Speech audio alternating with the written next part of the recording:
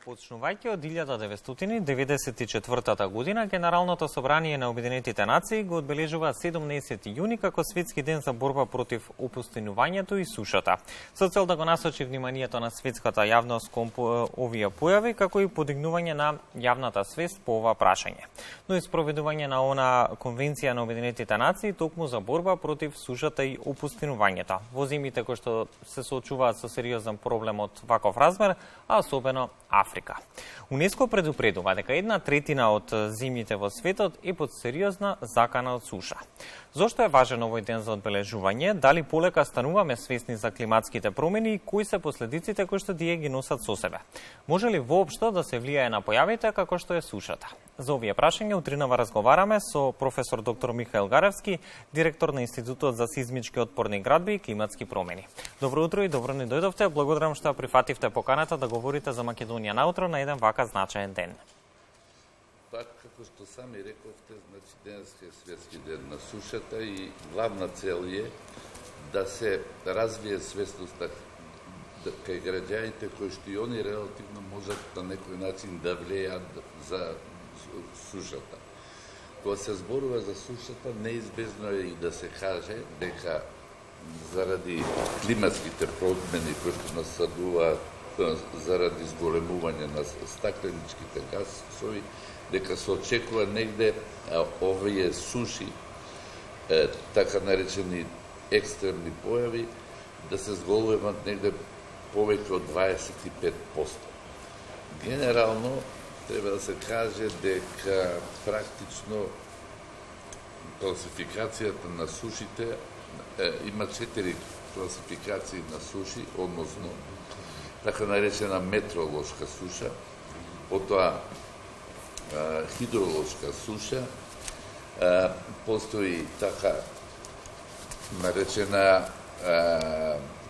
суша за земјоделска суша и социјоекономска суша.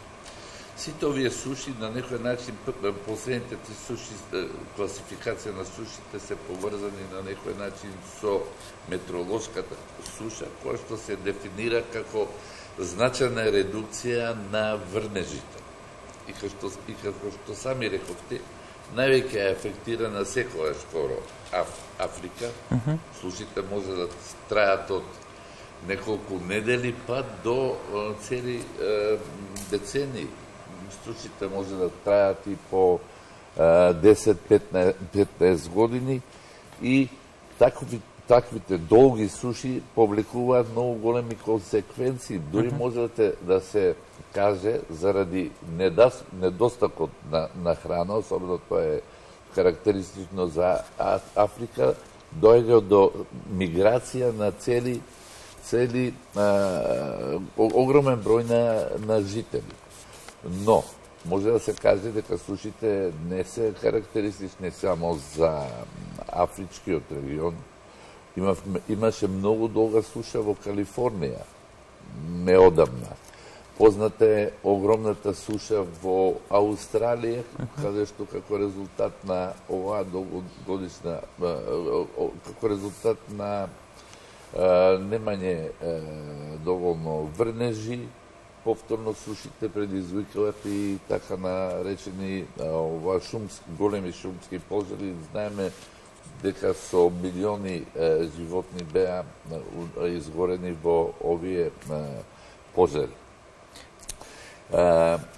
Значи, по однос на метеоролошките суши, на некој начин, иако малце сега нашата состојба се подобри, може да кажеме дека и ние на некој начин имаме хидролошка суша, особено тоа се одразува кај Преспанското езеро, каде значено е намалено нивото на водата кај Преспанското езеро.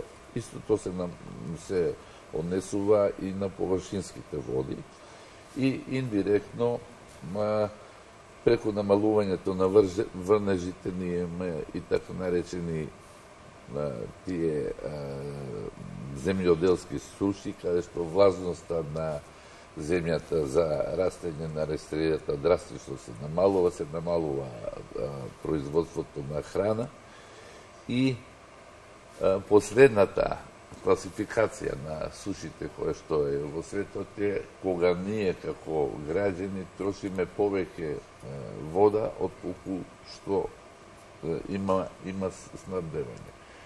Сите овие работи на некој начин со свесноста на граѓаните може да се контролираат. На повторно ќе кажам дека климатските промени сега многу влијаат на екстремни појави како што се, да речеме, топлотни таласи, суши и сега светот, особено после 2015 година, за време на светската конференција одржана во Париз, постигнат е договор, за прв пат е постигнат договор од негде околу 196 земји, дека се обврза, дека ќе се трудат и дека тоа беше цел, негде температурата, глобалното затоплување, односно просечната температура, да не надмине во светот повеќе од 2 степени по однос на температурата, просечна глобална температура во светот за време на прединдустријскиот период. Дури за време на таа Париска конференција, целта била, ако е можно, температурата да биде редуцирана, односно да нема зголемување не повеќе од 1,5 степен.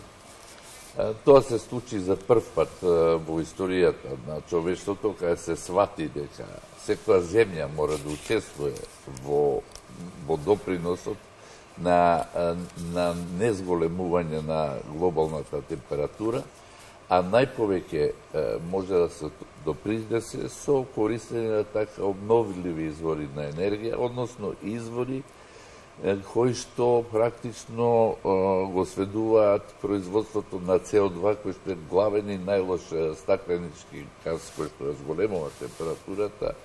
На некој начин таргетот беше да биде негде до 2050 година практично CO2 да биде сведено да нема испуштање од овие фосилни извори. И сакам да кажам, особено е важно, практично секоја година имаме ние светски конференции за климатските промени. Има огромен број на партиципанти, негде по 30.000 партиципанти на конференцијата и најчесто сите светски лидери, представители на сите држави во светот доаѓаат на овие конференции и многу е значено да се каже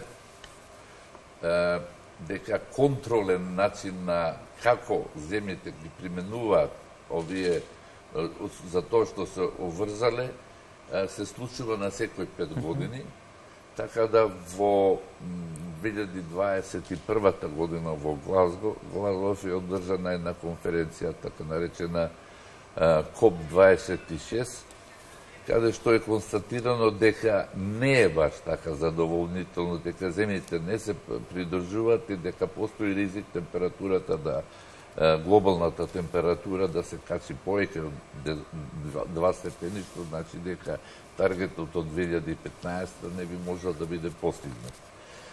Но една од многуте важни заклучоци на оваа конференција во Глазгов е тоа што и претходно беше во 2015 дека, како што рековте и вие, дека сепак развиените земји на некој начин допринесуваат за климатските промени. Да? Се извинувам што ќе ве прекинам, токму тоа е прашањето кое што е вечна дилема, би рекол, одговорноста за климатските промени. Богатите нации беа обвинети за предавство на земјите во развој, тоа за време на последните разговори за клима на конференцијата во Бон, Германија.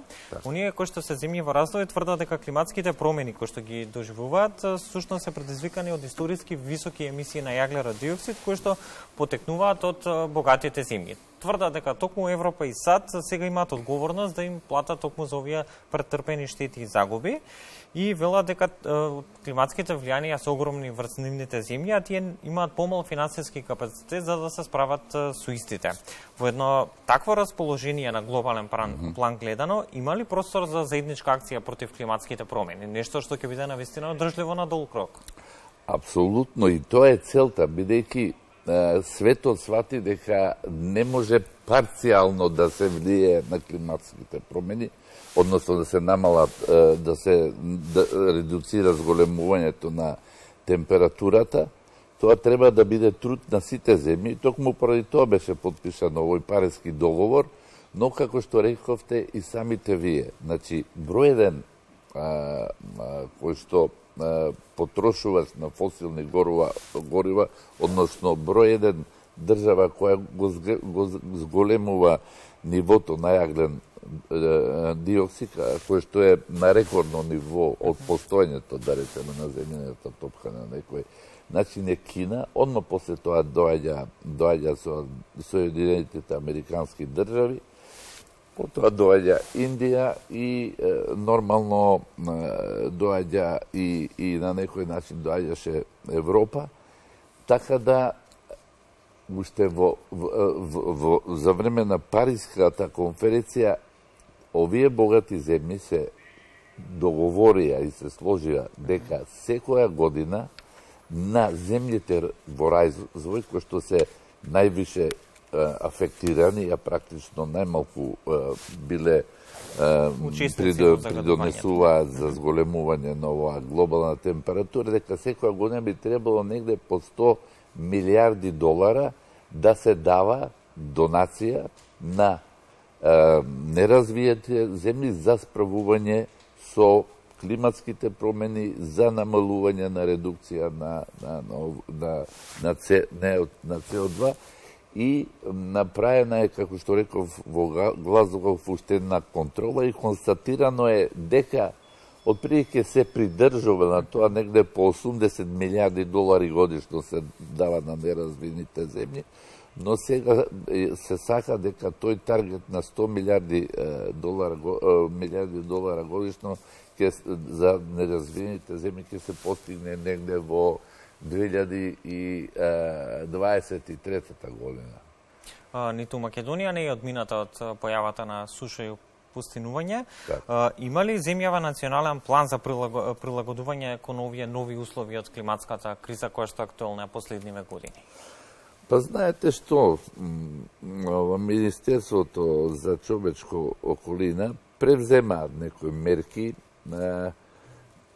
Јас имав, да кажеме, требаше да се учествува на некој проект што го финансираше UNDP за контрола на инфраструктурата и стварање отпорност како резултат на зголемување на овие екстремни појави, но може да се каже дека сепак на некој начин може би повеќе формално повеќе се зборува отколку што се прави у тој план за редукција на сите овие проблеми кои што ќе се јават и кај нас, затоа што ние знаеме. Се среќа сега што имавме малце повеќе врнежи, инаку знаеме нивото, ние практично имаме за последните десетина, можда 5-6 години, практично хидролошка суша, бидејќи нивото на езерата ни е на минимум. Тука беше резултати потрошувачка на електричката за производство на електрична енергија, но сепак тоа е евидентно е дека е тоа сепак хидролошка суша. Кои региони од Македонија најмногу се погодени од ваквите појави? Како таа се одразува врз животот на населението генерално? Па добро, знаете, да кажеме, познато е дека овој овче поле тоа е еден од најсушните региони со најмалку врнежи во годината, дури и во Европа. И нормално е дека државата војнина, јас многу пати велам, имаше еден многу интересен проект, така наречена Варданска долина, каде што требаше да се направи каскадни мали хидроцентрали, негде околу 13, кои што ќе произведува и електрична енергија, но повеќе беа важни за наводнувањето, за да може да се контролира така наречената земјоделска суша. Но, би сакал да кажам дека на некој начин индиректно и во Македонија ми изгледа многу добро, иако се знае дека поскапувањето на електричната енергија не е добро нити за граѓаните, нити за фирмите, компаниите. Токму поради таа струја сега се повеќе и повеќе стана масовно ова инсталирање на овие соларните панели, кои што на тој начин навистина и ние многу сега ќе учествуваме во редукција на овие стакленички гасови, особено како што е CO2. Гледам токму во институтот се интересира многу компании, особено овие приватни компании, скоро на сите нивни кровови ставаат фотоволтаици и практично на тој начин, бидејќи таргет исто во Европа е да имаме така наречени објекти со нулта потрошувачка на фосилна енергија. Значи, самите објекти да имаат извори на енергија кои што се обновливи. Да, дефинитивно Европската Унија размислува во таа насока. Информиравме ние и во текот на денешното издание на Македонија наутро дека веќе од 2027 година голем дел од објектите, односно речиси сите, ќе треба да имаат такви инсталации за некакви обновливи извори на енергија, меѓу другото и за соларни панели. Фокусот на годинашното одбележување на меѓународниот ден на сушата е всушност сушата, односно раната акција за превенирање на катастрофалните исходи од сушите. Проекциите за екстремните временски настани пак во рамки на 4-тиот национален план за климатски промени покажуваат дека нашата земја во иднина ќе се соочи со потопла и посушна клима, односно ќе има зголемување на екстремните топли настани и намалување на студените. Претпоставувам тоа носи зголемен ризик од суша во наредните години. Апсолутно. Токму како што реков на почетокот, значи негде на глобално во светот ќе се зголемат овие екстремни појави, вклучувајќи ја и сушата, за негде 25%, и токму поради тоа е потребно на некој начин да се превземат некои мерки, особено ќе дојде до така наречени проблеми во земјоделските производи. И нашата држава, навистина би требало да повеќе да води сметка. Колкав е предизвикот да се предвидат овие топлотни бранови денес и кои се оние фактори кои што придонесуваат токму кон нивна почеста појава? Кои се оние краткорочни, а кои долгорочни мерки кои што би можеле да се преземат во однос на превенција на сушите? Па по однос на спречување на сушите не можеме баш толку многу да влијаеме. Дефинитивно процес на кој што не можеме директно да влијаеме, можеме само да го намалиме. Тој процес постои од кога постои и човеството, но факт е дека, како што реков, со намалување на стакленичките гасови можеме да пробаме да ги оваа суша да биде на ниво како што била и минатите години, а не да се зголеми. Тоа е едната работа. Втората работа, повторно ја би рекол дека на хидросистеми, иако фотоволтаичните системи се многу поекономични, практично имаме производство бесплатно на енергија, ние би морало и понатака да се ориентираме и према овие хидротехничките објекти, не толку од аспект на производство на енергија, колку од аспект на наводнување, па дури од аспект на питка вода. Може да се каже, тоа е еден интересен податок што го прочитав, дека е потребна, да речеме, чиста вода е потребна за по човек, човек ќе се зачуди негде околу 3000 литра на ден по човек.